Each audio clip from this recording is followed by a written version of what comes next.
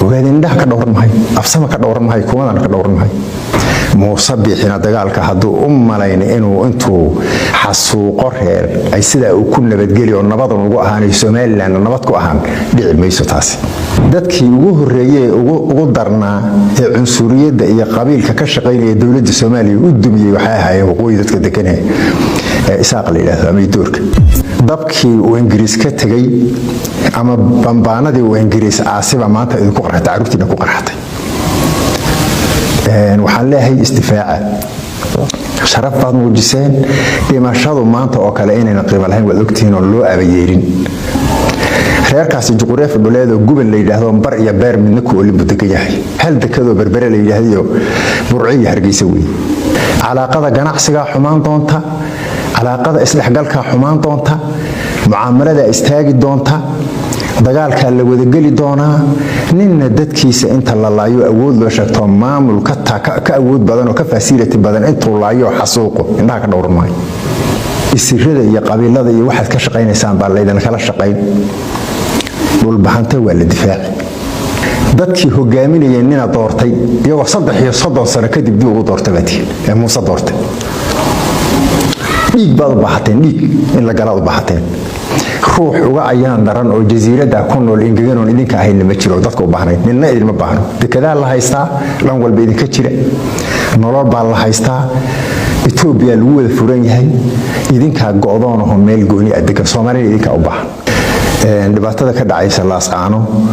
waa dhibaato cusub oo hor leh oo beelaha Soomaaliyeed kamid ay beelaha Soomaaliyeed kamid oo awood sheeganayso oo ay hubkeedii iyo waxay sheeganaysaa 30 sano oo dhisaysay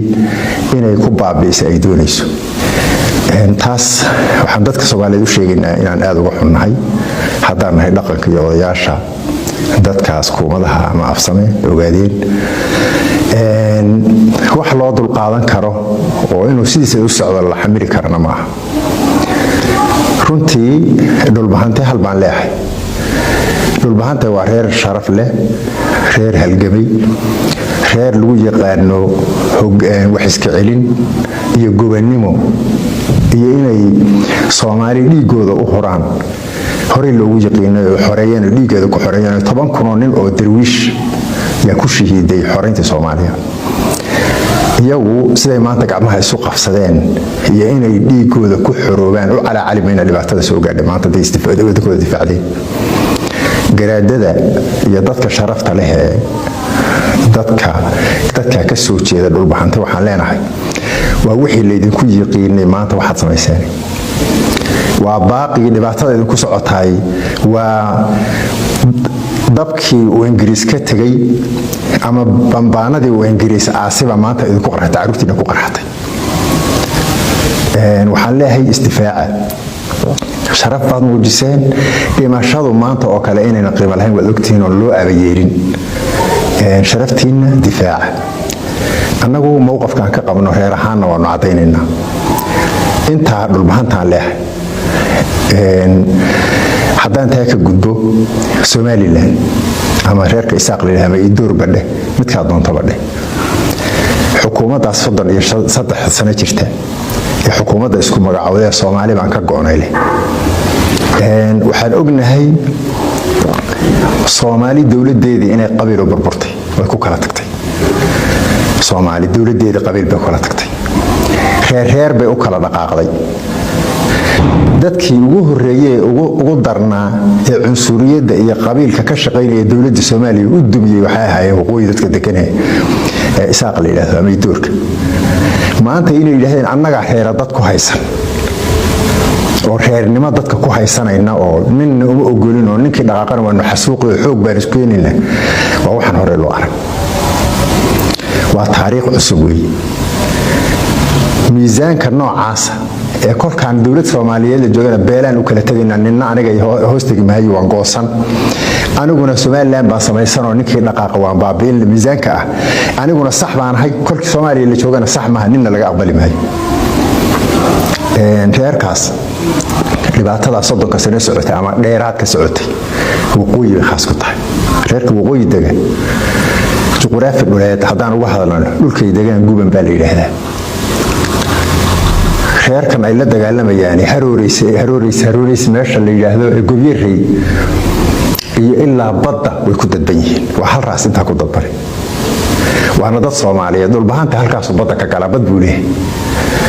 awdal reerka la yiraahdo bad bay leeyihiin laga bilaabo harooriyskan iyo Gobyerey ilaa Zeylac buu intaas gudban yahay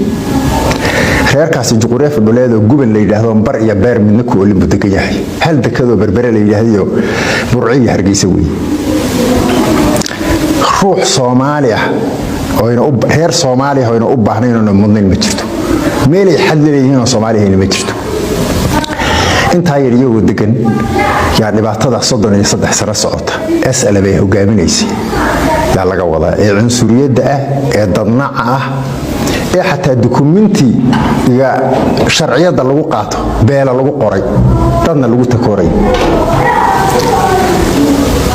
jeesaasa loo haystaa sabuurad baa la ag taagan yahay caruurtii iyo dhalinyaradii baa nac Soomaaliyeed loo dhigaa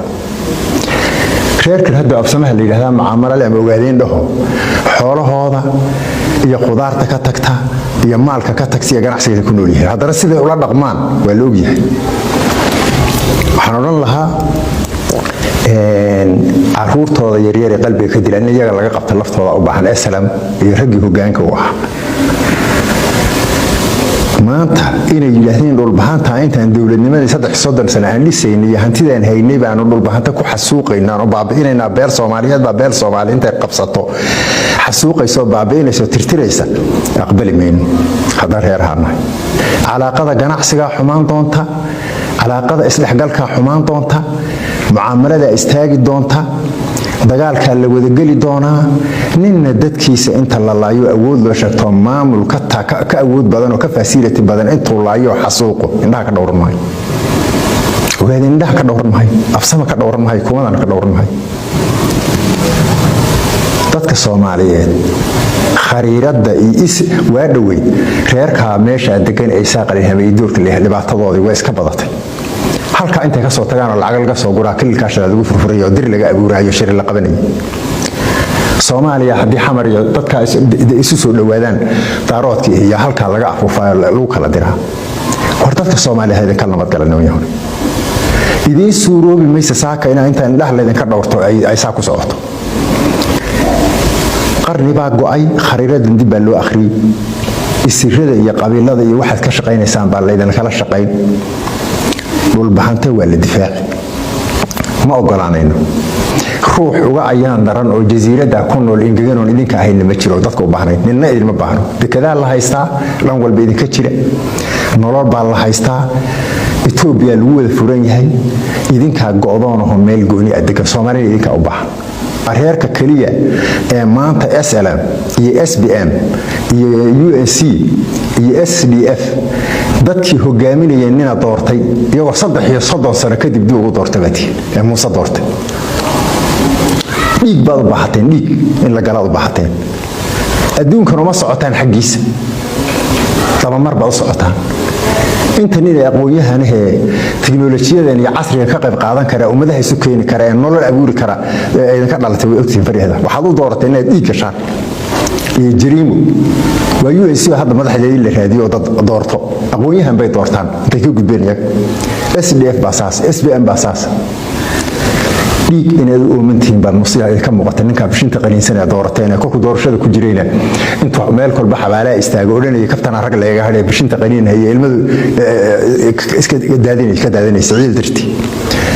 waxaan u baaqayaa dadka la dhashayna ay isu yimaadeen oo shir laga gala arintaas Muuse bixina dagaalka haduu u malayn inuu intuu xasuuqo reer ay sida uu ku nabadgeliyo nabad ugu ahaanay Soomaaliland nabad ku ahaan dhici mayso taasi